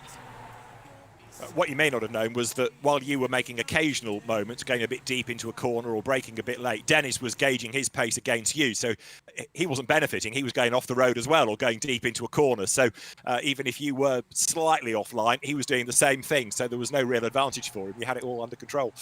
Yeah, definitely. I knew I was faster than him into the chicane as well. That's where I seemed to gain a few temps on him. Around the rest of the track, he was a lot faster than me. He could carry a lot more pace through the corner. Well, it was great to watch, Josh. Really was, and I'm very, very pleased for you to take your second feature race win of the season. Before we let you go, mate, anyone you want to give a shout out to? Yeah, shout out to the NLR boys, you for hosting the series and everything. Mum, Dad, Darren, Connor, Gavin, everyone who supports me and do what I do. Smashing. Well, good to speak to you, Josh, and I'll let you go and enjoy the moment, mate. We'll speak to you next time round. Right then. Next up, then, well, we don't have our race 1 winner, Tom Jacobs, in the waiting room for it. And seeing as, well, Dave did allude to the curfew earlier, so we'll try and keep this as sweet as we can. Jake Sanson made his debut in the series tonight and joins us in the box. Jake, you must have loved that one, mate. It looked like quite a lot of fun out there. That was something else. I mean, I figure now why I'm a commentator and not a racing driver. I've learnt that tonight. But no, really good fun. The car's a nightmare to drive, but a lot of fun. It's basically like, just trying to push a washing machine at 60 miles an hour. It's so bouncy. But yeah, really good fun. What did you make of the competition around you in terms of these guys? There's quite a spread of talent, so usually there's always someone to race with. Did you find that it was quite elbows out, or was it nice and clean? It was a bit of both. I mean, there were times, I think the second race was a little bit more physical than the first, but I think that's because people got into their stride. In race 1, I actually had a really good battle with a couple of drivers. I think somebody was having an incident, and then I spent a lap and a half trying to defend, and it was not going well. So I just let them go eventually. But no, I felt my pace improved over the night. I've not had a massive amount of time in the car, and my pedals are literally bog standard settings. I haven't tweaked them like gamers do. So here we go, racing driver excuses. I don't know. God. Come on, David. You know perfectly well that the circuit was in the wrong place. Come on, it's not. But no, it was great fun. To be fair, the competition and the standard of driving is really strong. I didn't come across any dirty drivers at all. Hard nonsense, knuckles out racing, but that's what touring cars are supposed to be. So it was really good fun, really enjoyable, and I would love to do it again. Well, when we have more wildcard slots available, I've honestly, as soon as I got this idea out there, you won't believe how many people said, "Oh, can I just have a go? I know the list's full, but I'm a real racing driver. Can I have a go?" Honestly, the amount of them has been crazy. It's mad. I think you need to speak to Ash Sutton, because he would absolutely love this. He is an iRacing addict, and he would absolutely adore getting a go at this. Well, he's won so many things on iRacing. I actually raced him the other day in a private lobby with the likes of Alice Powell, Billy Munger, and Jamie Caroline, and there's no rules in those lobbies at all. There's absolutely nothing. I have had more black eyes in those lobbies than I would do out in the street in London. Absolutely fantastic. Really, really good fun. Well, I was previously in a team with Ash Sutton as well, so I'll probably need to knock on his door a bit and see if he fancies it. But you were happy to at least get... I don't know what happened to my voice there. You're at least happy to get the 2 finishes, though, tonight, Jake, and I'm sure that we'd love to see you again in it and see if you can get the elbows out a bit more and give some of the guys what they gave out as well. Oh, totally. My plan tonight was to race twice and finish twice. I didn't really care where I finished as long as it wasn't last, and I wasn't last in either race, so I'm quite happy with that. Brilliant stuff. Well, good to speak to you, Jake. Thank you for coming. And we'll speak to you next time you're here, mate. Yeah, thank you for the invite. I was very honoured to get it. Thanks very much. No problem. Cheers. Jake Sanson there, managing to actually keep the interview under half an hour, actually. I'm quite pleased there. I love it. Points, yeah. Unfortunately, not in the championship, I'm afraid. One more Need to rewrite the person. sporting code. Yes, definitely. I'll tell you what. We'll bring in race 1 winner. He's actually jumped into the booth now. Tom Jacobs joins us. Tom, to get that win again, you did it at Brands Hatch at the start of the season, and it seems like forever since then. You must be over the moon to have done it now. Oh yeah, absolutely buzzing. It was a great race for me, really. I noticed off the start that Melchett didn't get the best getaway, so I just went for it, and I was a bit scared of Andy Fox behind me because he was gaining a little bit, and then as the tyres sort of wore off, he sort of fell away. And it was just about keeping it clean, to be honest. It certainly did look clean. Not quite like the second race, though. I mean, there was a lot of damage at the start. We're watching footage of the car almost drifting into the pit lane right now. Talk to me about the first lap there, because it seemed to be completely unfathomable at certain points. Yeah, it was a bit like a Spa 98 when everyone just sort of collided into each other at the hairpin. I think someone got shunted from the rear. And then I don't know what happened. My car sort of, whether it was netcode or whatever, and it just sort of dodged it a little bit, bent the steering rack. So we had to wait out, me, Steve Burke, and Matt Draycott as well. We sort of had to wait it out until the pit stops. And then it was just a fight between us three. And then unfortunately, me and Steve ended up getting a drive through, just too much door banging going down the straights and stuff, trying to make up places. So, but yeah, the P8 in the end for race 2, and I'm quite happy with that. It was 5 places gained, Tom, 8th in the point. So, I mean, considering all the dramas you went through, it's not bad, is it? It could have been better, granted, but it's still pretty good damage limitation there. Yeah, definitely.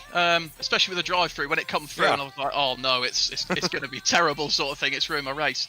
But then I noticed that David Waldock had a bit of an incident with someone. And then Jack Sanson had a bit of an issue as well with Jack Werrell as well. So, yeah, it all sort of come to fruition, and a bit of a make-up race for me, bit of a chase one to try and get the P8 back. But yeah, I'm happy I did it. Top job. Excellent drive in the sprint race. Well done. 8th. As I say, good damage limitation. That could have been a whole lot worse in the feature. Well done. Yeah, thank you very much. Yeah, well done, Tom. Good to see you get that win, mate. And just before we let you go, buddy, do you want to give a shout out to anyone? Yeah, I'll give a shout out to my dad, Ash. He's watching at home, watches me every week. I'm sure he's been talking in your live stream chat. So, hello, Dad. I'd like to give a shout out to my girlfriend Sid, because she lets me do this every week and spend copious amounts of money on sim racing gear when I could go racing in real life. And yeah, that's about it. Smashing. Well, good to speak to you, Tom. Well done, mate, and I'll let you go and enjoy the moment, and I imagine calm down from that second race. It was a bit crazy. I will do. Thanks very much. Cheers. And we'll squeeze one more in. We'll just grab one more. Then take your pick, David. Who do you want to bring in? Oh, I think Matt Draycott, don't you? After a storming drive to win the independents in the feature race. Matt, well done. You kept out of trouble, largely, and that was a good win. Well done. Tried to keep out of trouble. Largely, it was mission accomplished. Yeah, I think that was all right. Yeah, top arm again, which is good. I don't know how many points. I've not worked out how many points I got over the whole weekend, but a lot more than last week, so that's good. Yeah, it's always an improvement on Silverstone, I suppose, isn't it? When you got one. Yeah, unfortunately, only going to go upwards, really. I feel so, especially the home track, the local. Maybe against expectation. The feature race seemed to be the rather more chaotic of the two. The sprint race was calmer, which I wasn't anticipating. Did it feel like that from in the car?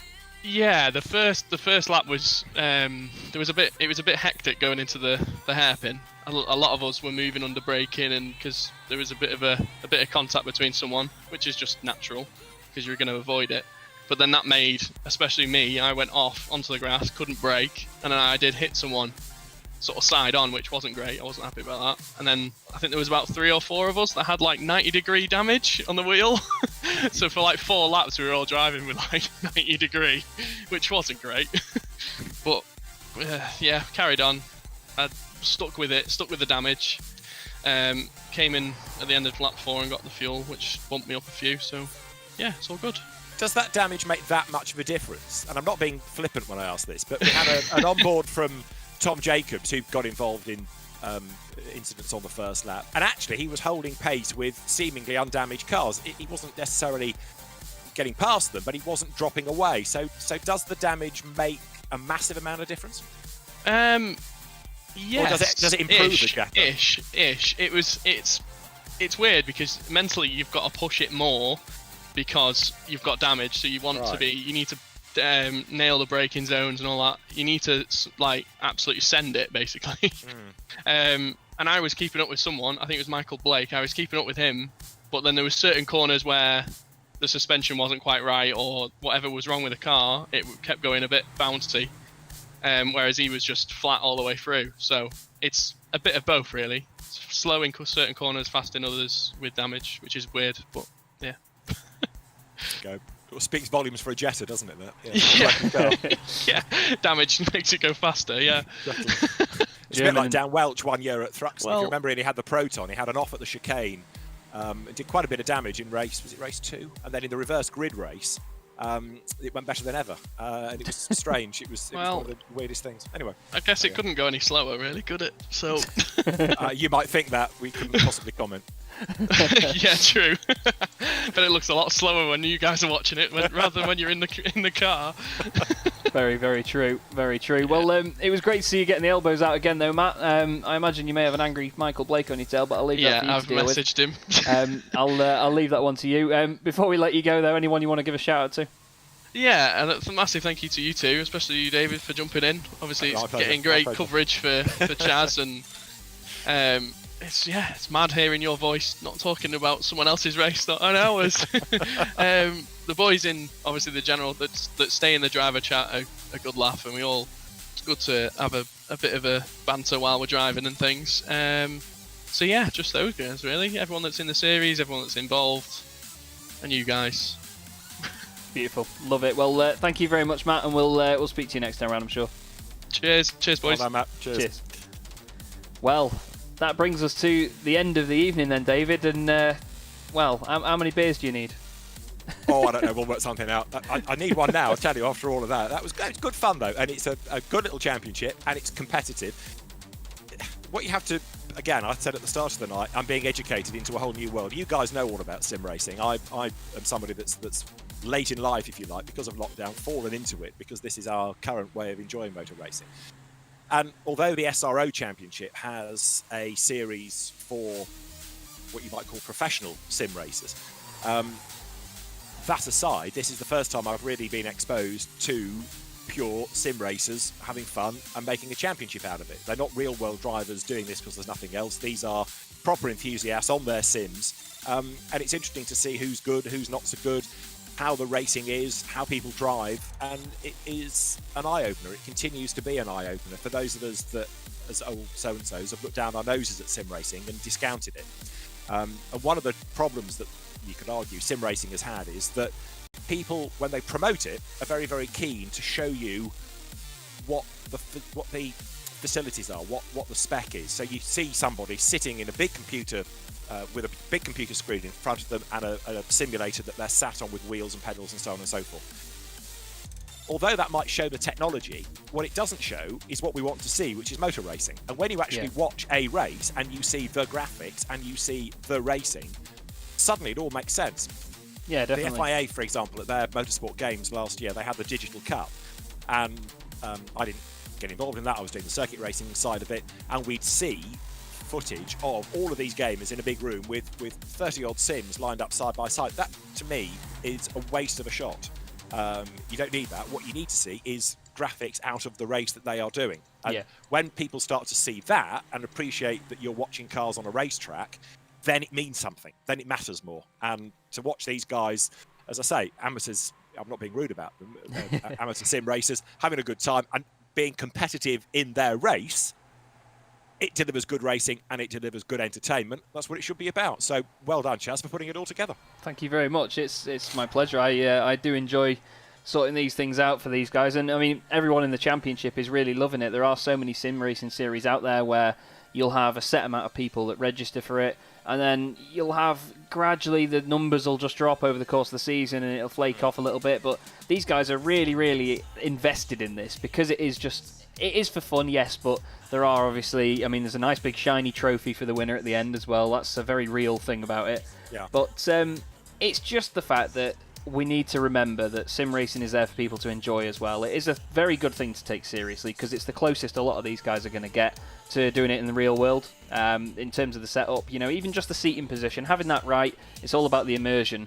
And I think that to have a good mixture of that, especially with, you know, liveries that everyone in the world pretty much would recognise to some extent, it just adds to it. And I think that this championship has so far done a good job, which I'm quite pleased with in doing that. And of course, thank you to you as well for getting in. I mean, these guys have been over the moon. I mean, when they saw that you joined in our server and they knew that it was going to be you jumping in as well, it really did light up people's eyes. And it just adds that extra element for the viewers as well. So I do have to say publicly as well, with everyone listening, that I'm so grateful for it. It's brilliant. Really good opportunity for us both.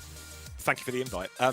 Just going back to the earlier point about the sim racing element, where you're going to score is that, of course, lots of the other championships that have been put together because the real world championships can't go racing in lockdown, and some of those have come on stream later and later, are going to clash with real world racing. So now you've got drivers having to duck out of sim championships because their real world commitments are opening up again. Yeah. These drivers don't necessarily have that concern, so they are, as you say, they are committed to the championship and they can carry on with it. Whereas another series I've done, we've lost 2 or 3 drivers because they've now had to go abroad and do their manufacturer driving because that championship is imminent. As the world unlocks, so oddly, sim racing now is just starting to be affected ever so slightly by that.